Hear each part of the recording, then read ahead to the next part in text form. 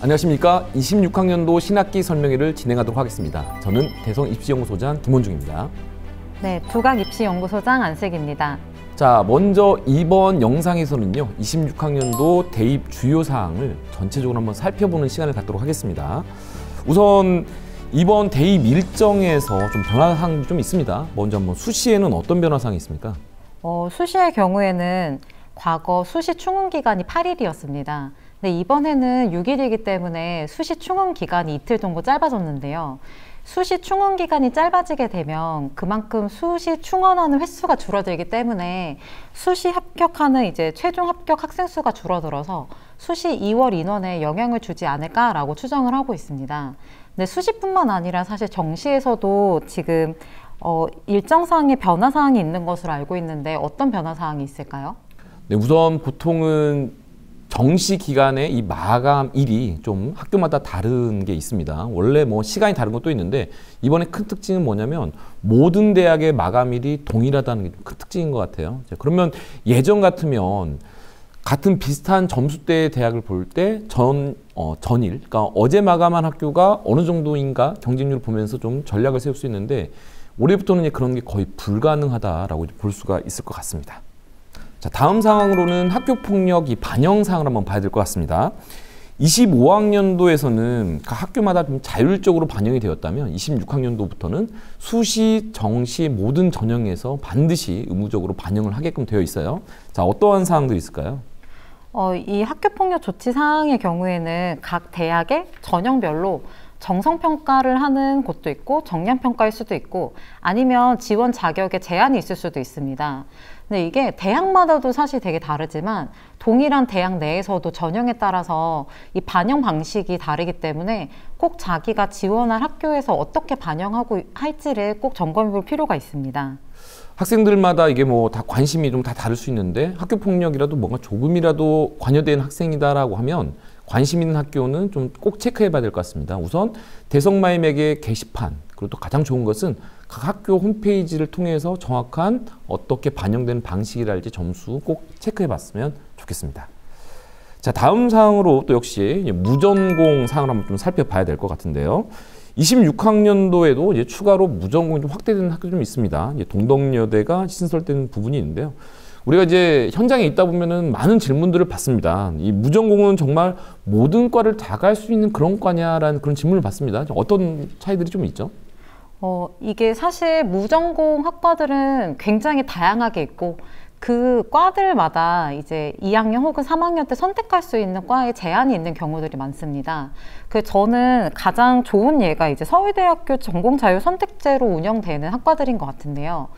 서울대 같은 경우에는 뭐 학부대학의 뭐 자유전공학부 아니면 광역모집, 뭐 인문대학의 인문계열, 공학대학의 광역, 뭐 첨단융합학부가 이 전공자율선택제 운영에 따른 학과들입니다.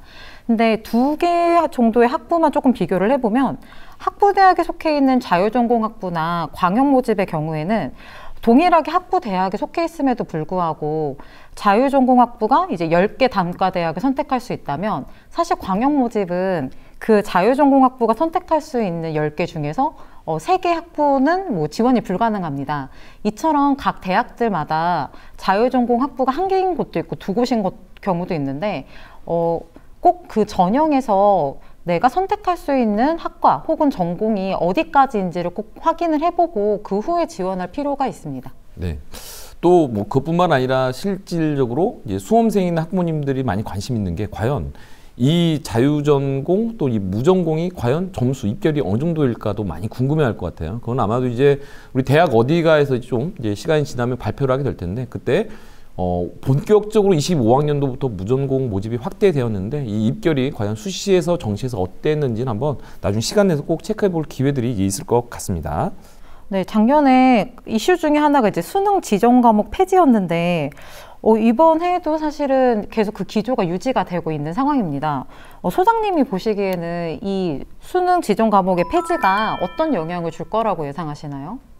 네, 우선 25학년도부터 본격적으로 이제 과목 지정 폐지가 늘어났습니다. 그래서 우리가 흔히 표현상으로는 사탐런이라고 하는 신조어가 생길 정도였습니다. 기존에는 서울 소재 상위권 대학에 자연계 지원하기 위해서는 반드시 이제 미적기하 그리고 과탐을 응시해야만 지원할 수 있는 그런 제한이 있었는데 그게 풀리고 나니까 수험생들 입장에서는 이제 선택이 좀 자유로워졌다. 그래서 우선 올해 N수생 이 학생들만 해도요 많이 갈렸을 거예요. 왜냐하면 우리 친구들 중에 어떤 학생들은 일찌감치 사탐을 선택해서 전체적인 학습량을 안배를 하면서 최종적으로 성적이 높게 나온 학생들도 있어서 그걸 관찰을 했고 올해 내 전략이 될 거다라는 게 바뀔 것 같고 또 더 나아가서 26학년도 수험생으로 뛰어드는 우리 고3 학생들이라고 하면 이미 이러한 시행착오들을 다 봤기 때문에 사탐으로 넘어가도 전략상으로는 큰 문제가 없다라고 하는 건 어느 정도 검증된 상태이기 때문에 아마도 올해의 많은 학생들이 25학년도에 비해서 사탐 선택자는 좀 더 많이 늘어날 것 같고요. 또 좀 더 자세한 사항은 좀 정시 모집 파트에서 한번 좀 더 자세히 살펴보도록 하겠습니다. 작년 같은 경우에도 사실 N수생이 크게 증가할 것이다 라는 게 굉장히 이슈였는데 사실 이번에도 N수생이 증가할 거라고 보고 있는 상황입니다. 왜 N수생이 증가를 하는 걸까요? 우선 N수생의 증가는 뭐 어제 오늘 이야기는 아닌 것 같아요. 그런데 이게 본격적으로 좀 크게 늘어난 게 언제였냐면 우리 이 수능 체제가 선택형 수능으로 넘어오면서 좀 더 그랬던 것 같아요. 기존에 수학 가형과 나형 체제에서는 분명히 인문 계열과 자연 계열의 이 간섭이 거의 없었어요. 그러니까 그런 서로 영향이 없기 때문에 점수에 큰 영향을 주지 않았는데 이게 선택형 수능으로 바뀌면서 대표적으로 수학 같은 경우는 선택 과목은 다르지만 다시 일렬로 줄을 세우면서 소위 수학을 잘하는 학생, 대부분 이제 자연계 학생들이죠. 그 학생들이 입시에서 매우 유리한 고지를 좀 점하게 됐어요. 자, 그러다 보니까 공부를 한 번 더 하는 N수생의 경우는 고3 때보다는 N수생에서 좀 수학 성적이 많이 향상이 되고 수학 성적이 올라가다 보니까 입시에서 좀 주도권을 갖게 돼요. 그러다 보니까 입결도 전년도보다 훨씬 상승하는 그러한 것들이 여러 군데에서 많이 발견됩니다. 그러다 보니 선택형 수능으로 넘어오면서 N수생의 비중은 상당히 많이 늘어났어요. 그러니까 올해 26학년도에서 더 늘어날 수밖에 없는 여지는 또 뭐가 있냐면 25학년도도 24학년도의 고3 대비 이미 인원이 늘었고요.